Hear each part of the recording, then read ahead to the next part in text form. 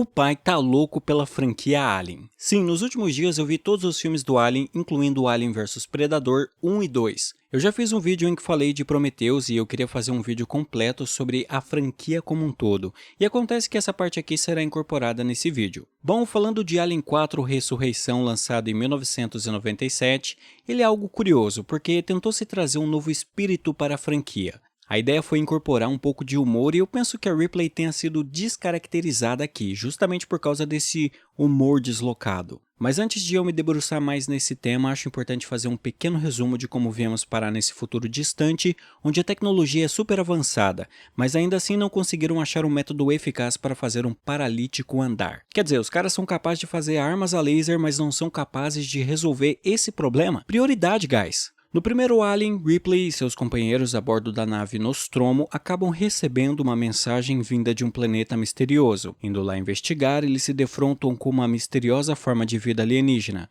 que seria o terror de Ripley até o fim da vida dela, e até depois do fim da vida dela, como nos mostra Alien 4 Ressurreição. No final do primeiro Alien, Ripley conseguiu derrotar o Xenomorfo, e depois ela entrou em hipersono, esperando ser resgatada. Só que o resgate chegou apenas 57 anos depois, que é quando inicia Alien 2, o resgate. Como Ripley ficou 5 décadas inerte, ela encontra um mundo um pouco diferente.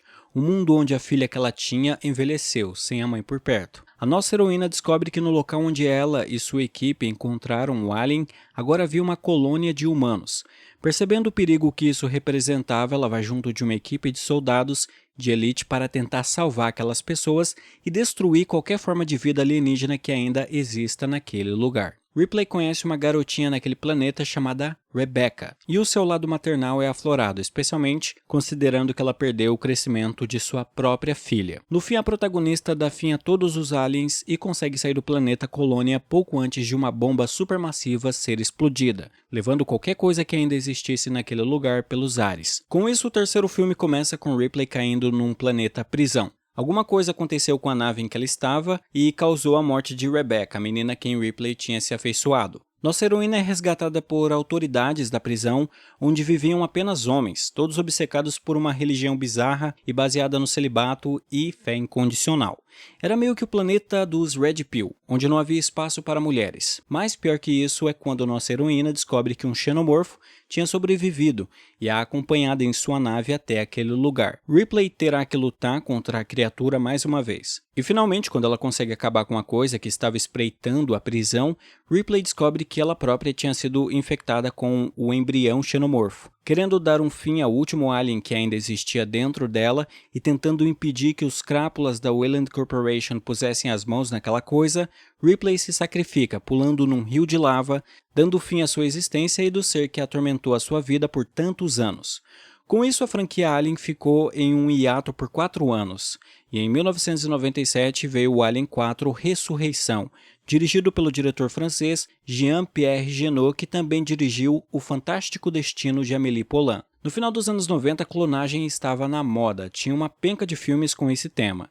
E Alien 4 não é diferente, porque após os eventos do terceiro filme, passaram-se 200 anos, e cientistas de um complexo militar utilizaram amostras de DNA para clonar Ripley e uma rainha xenomorfo. A rainha, tendo parte do DNA da Ripley, tinha um embrião dentro de si. Os cientistas de alguma forma conseguiram cultivar ovos onde estariam os facehuggers, que por sua vez iriam infectar pessoas com novos embriões, dando assim continuidade ao ciclo do xenomorfo. O curioso é que a Ripley clone também tinha parte do DNA da espécie alienígena, o que lhe conferia super força, rápidos reflexos, além de um sangue acidificado e conexão com as formas de vida alienígena. A Alien Rainha, por sua vez, também compartilhava das memórias de Ripley. A instalação militar precisava de pessoas que pudessem infectar, para trazer à vida novos xenomorfos que pudessem usar para sua pesquisa. Nisso entra o grupo de mercenários formado por Frank Elgin, o capitão, Sabra Hillard, a piloto assistente e namorada do capitão, Gary Christie, o segundo em comando, Ron Joyner, que é o cara mais desagradável ali, ele é super explosivo e tudo mais. Além disso, temos Don Vries, que é o mecânico da nave dos mercenários. Ele também é paraplégico. E é amigo da Annalee Call, interpretada por Winona Ryder. A Winona Ryder, diga-se de passagem, está um pitelzinho nesse filme. Ela se juntou recentemente à gangue de mercenários e é a personagem mais empática entre todos. Os criminosos traziam pessoas em cápsulas de hibernação que os cientistas pudessem infectar com o embrião dos xenomorfos. O capitão da nave militar Auriga, Martin Perez, paga muito bem os mercenários por seus serviços.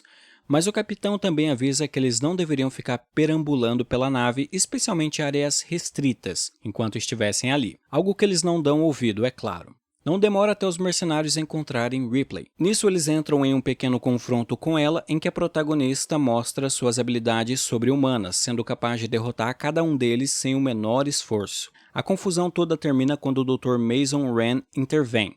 Ele era um dos cientistas responsáveis por clonar Ripley, e estava totalmente fascinado com o projeto. Além disso, outro cientista que vale a pena mencionar, ainda que faça um papel pequeno no filme, é o Dr. Jonathan Gettyman, interpretado por Brad Dourif, mais conhecido por fazer a voz do Chuck nos filmes do Brinquedo Assassino. Por alguma razão, nesse filme tem uma cena em que a Winona Ryder está com luvas de boxe na mão, tentando tomar um copo de café ou sei lá o que, e daí ela derruba a bebida deixando Ron e Gary putos. É isso. Após isso, Annalise esgueira pela nave para invadir a sala onde Ripley estava mantida. Ela queria matar Ripley pois pensava que esta última estava com o embrião do xenomorfo dentro de si, mas desiste ao perceber que não era o caso. De qualquer modo, fica claro que Annalise sabia sobre o xenomorfo e não era apenas uma simples mercenária. E parece ter uma grande tensão sexual entre as duas também. Fica aí a informação para vocês. Bom, seja como for, na saída, a mercenária acaba sendo capturada e seus companheiros também são convocados pelos militares para entender o que estava acontecendo.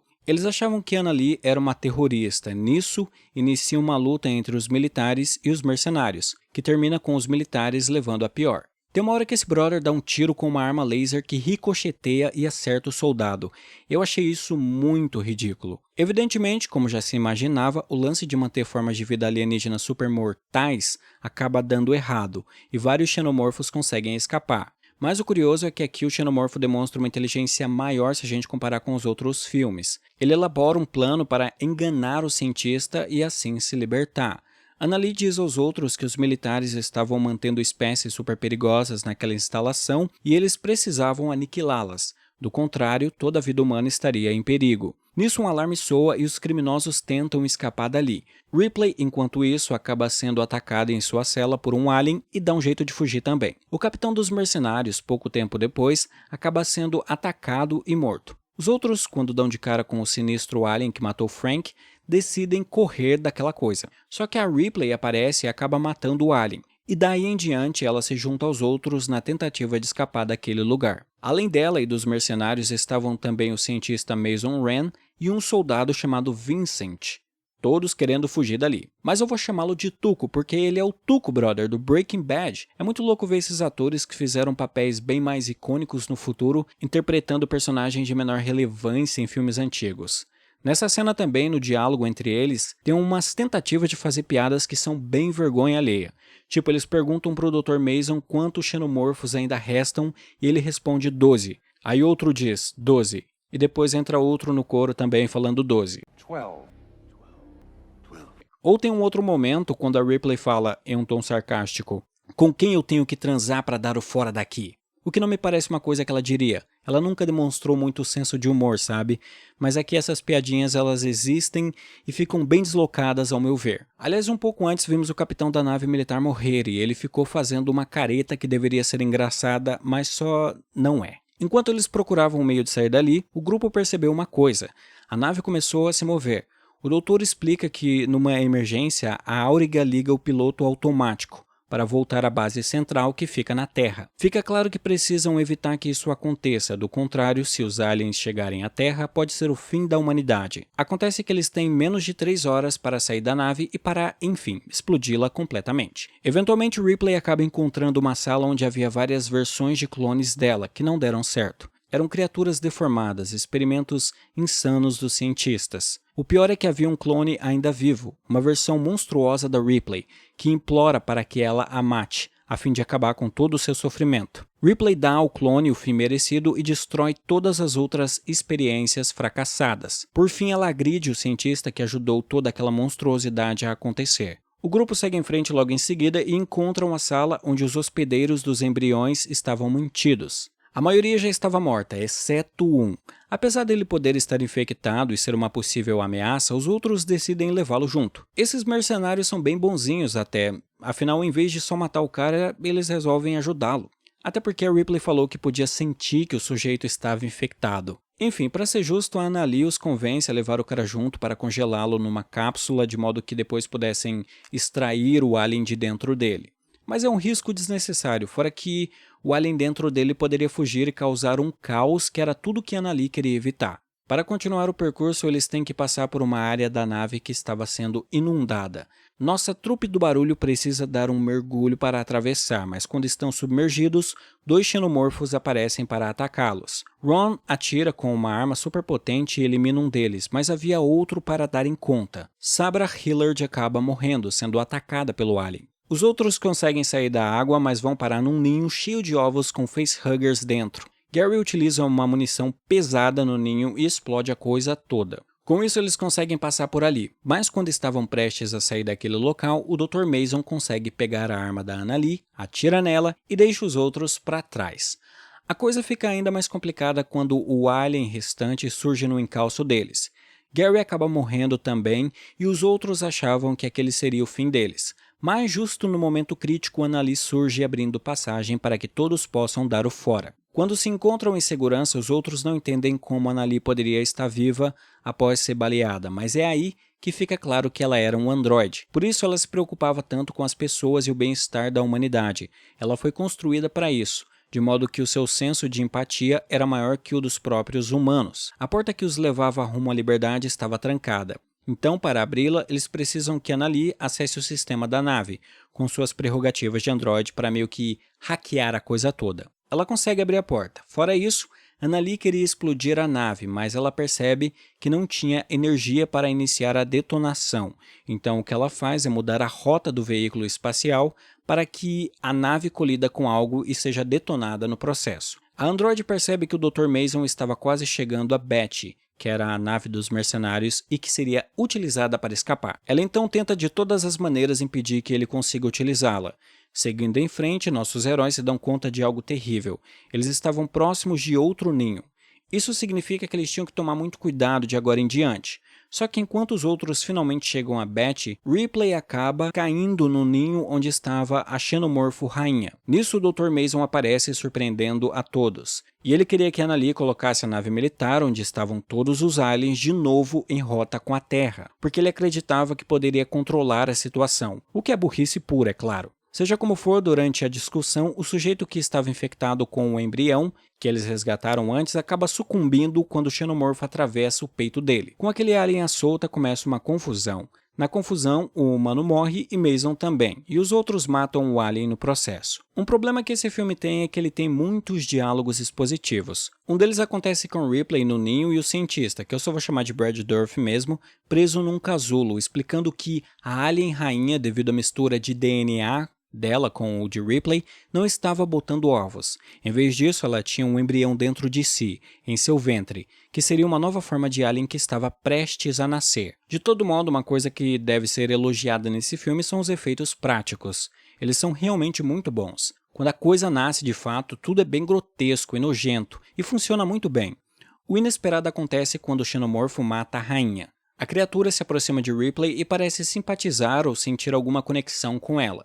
Só que aí o Brad Dourif começa a falar de novo e o monstro come a cabeça dele. O bicho acabou de matar a própria mãe, brother. Eu acho que não é uma boa ideia ficar chamando a atenção para si nesse contexto. Ripley aproveita o momento de distração da criatura para fugir do ninho. Quando os tripulantes da nave Betty estavam quase zarpando, eles veem Ripley indo até eles e decidem esperar por ela. A protagonista tem que dar um super salto para alcançar a nave, mas ela consegue. Ok, nesse momento temos uma piada engraçadinha no roteiro, eu tenho que dar o braço a torcer.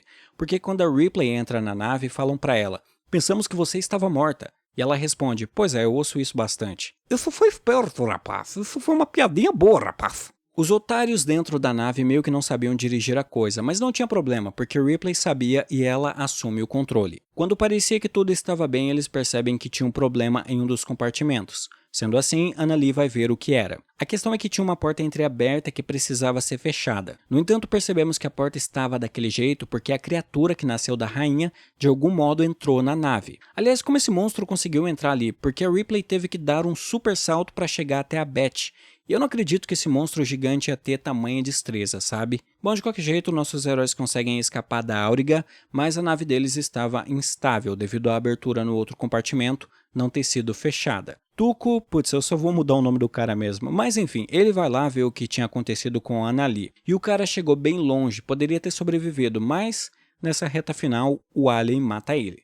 Ripley, percebendo que tinha algo errado, decide ir até o local crítico. Ao chegar lá, ela interage com a coisa que responde de maneira pacífica. Esse monstro parecia sentir algum tipo de afeto em relação a Ripley. Talvez por isso ele quis matar a rainha, já que ela era a amálgama dos xenomorfos, a nêmesis da protagonista. De qualquer jeito, nossa heroína sabia que precisava se livrar daquela coisa.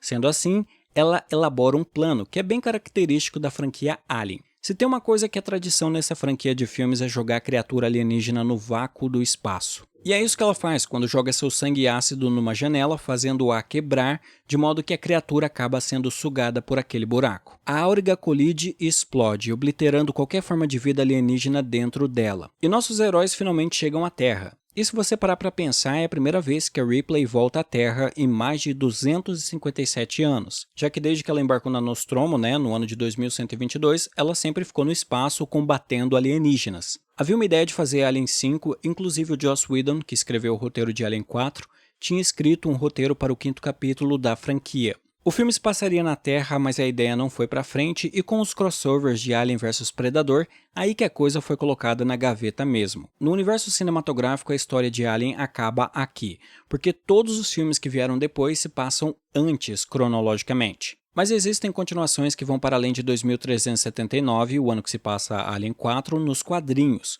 Eu acho toda a trilogia inicial de Alien muito boa. Para mim, os filmes são divertidos, eles têm boas histórias e vale a pena acompanhar de modo geral. Em Alien 4 eu sinto que a coisa começou a ficar mais forçada e galhofa, então eu não curto tanto. Mas eu gosto de Prometheus e a nova pegada que ele trouxe para a franquia, porque senão ia ficar sempre a mesma coisa. Outro alien aparece, a Ripley tem que matar ele e pronto. Covenant eu até gosto, mas eu senti falta dele não se focar tanto naquilo que foi apresentado em Prometheus, que são os engenheiros e a civilização deles, além das grandes questões sobre a humanidade e o universo. O filme é mais focado no David e sua ojeriza à humanidade. E tem até um lado legal porque geralmente nos filmes a gente vê androides que querem ser humanos.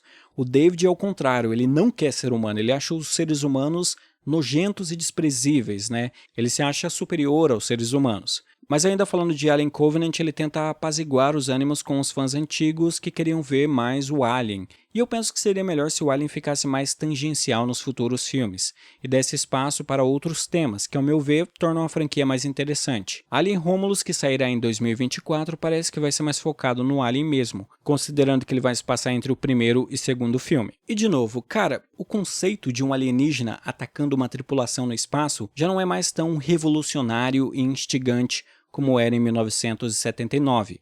Quantas vezes você consegue refazer essa fórmula sem saturá-la? Essa é minha maior preocupação se a franquia continuar dando mais destaque para o xenomorfo, colocando-o como o principal antagonista da saga. Por isso eu acho mais interessante ver novos temas sendo trabalhados. Diga se você concorda comigo ou não, também não se esqueça de deixar seu like se chegou até aqui e se inscreva no canal porque isso ajuda demais e você será notificado sempre que for lançado um novo vídeo. No mais é isso, até a próxima e tchau!